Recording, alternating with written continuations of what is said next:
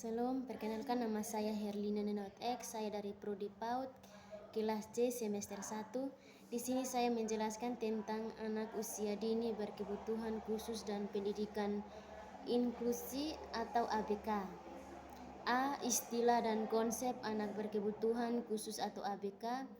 Warnet 1978 menggunakan istilah Special Education Need atau pendidikan berkebutuhan khusus untuk menerangkan pendidikan bagi anak yang menyimpan dari perkembangan normal. Ditegaskan bahwa kategori ABK adalah anak yang mengalami hambatan perkembangan atau fisik, kognitif atau intelektual, bahasa, emosional, sosial sehingga membutuhkan pelayanan pendidikan secara khusus. Hambatan perkembangan dan kebutuhan anak layanan pendidikan khususnya adalah satu kesatuan. B. Mengenai jenis ABK. Anak berkebutuhan khususnya ada banyak jenis penyimpanan berbeda-beda atau ringan, sedang, berat. Kita mengenal gangguan penglihatan atau tunanetra, gangguan bicara dan mendengar tunarungu, keterbelakangan mental tunarahita, kelainan tubuh tunaraksa, gangguan emosi dan perilaku tunalaras, cacat ganda double handicap, termasuk anak berbakat. Gangguan-gangguan itu melibatkan intelektual, bahasa, emosi, sosial, dan fisik motorik.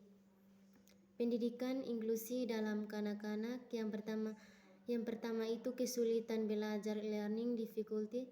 Anak dengan kesulitan belajar memiliki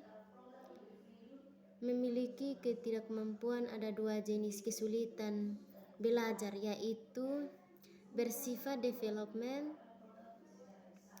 dan akademis. Jenis pertama adalah hambatan dalam perhatian, memori, persepsi, berpikir, kekurangan bahasa. Jenis kedua adalah kesulitan berbahaya, verbal, berbicara, dan kekurangan bahasa, bicara, dan kekurangan bahasa.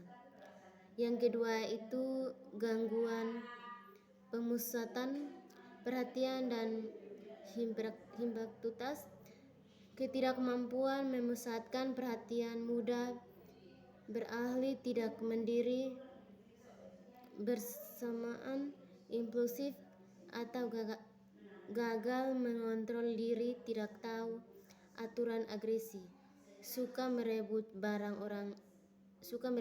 orang, tidak sabar menunggu, hiperaktif atau tidak bisa duduk diam, sulit mendengarkan guru, pekerjaan tidak selesai, kurang mampu berinteraksi dengan orang lain, koordinasi motorik kurang baik. Yang ketiga itu autonomisme.